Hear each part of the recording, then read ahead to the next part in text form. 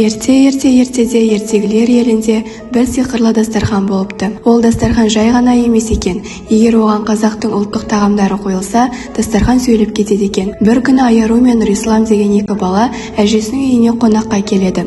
Әжесі күлімдеп: "Балаларым, бүгін сендерге ата-бабамыздың асын ұсынамын." Дастарханға бауырсақ қойылған сәтте бауырсақ домалап келіп: "Мен бауырсақпын, мен берекенің, молшылықтың белгісімін. Мені бөліп жесе, адамдар тату болады." Сосын қымыз сыңғырлап сөйлеп кетеді: "Мен қымызбын, мен күш-қуат беремін, денені шынықтырамын. Ертеде батырлар мені ішіп, атқа қонған."